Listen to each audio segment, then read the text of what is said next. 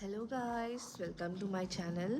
ఈరోజు నేను వేడి అన్నంలో పప్పుల పొడి వేసుకొని తింటే ఎంత బాగుంటుంది. సో ఆ పప్పుల పొడి ఎలా తయారు చేసుకోవాలో చెప్పిస్తాను. Let's get into the video. First మనము శనగపప్పులు, శనుగులు, జీలకర్ర, ధనియాలు, కరివేపాకు, ఎండుమిరపకాయలు తీసుకొని ఇలాగా అన్నీ దోరగా వేయించుకోవాలన్నమాట. సో ఇలా ఎండుమిరపకాయలు వేయించుకునేటప్పుడు కొంచెం ఆయిల్ వేసుకొని వేయించుకోవాలి. అండ్ ఎండుమిరపకాయలు మనం తుంచుకొని వేసుకోవాలన్నమాట. లోపల ఏమైనా పురుగులు ఉన్నా కూడా మనము పడేయచ్చు.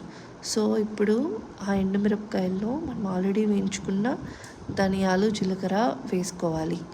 అండ్ ఇలాగ కొంచెం తగినంత సాల్ట్ వేసుకొని మిక్సీ జార్లోకి వేసుకొని మనం దాన్ని పొడిగొట్టుకోవాలి. ఇన్ కేస్ అది కానీ మెత్తగా కానీ వస్తే మనము కొంచెం శనగపప్పులు ఆర్ ఇవి బుడ్డ శనగలు ఉంటాయి కదా, అవి వేసుకొని మిక్సీ పడితే పొడి పొడిగా వచ్చేస్తుంది అనమాట.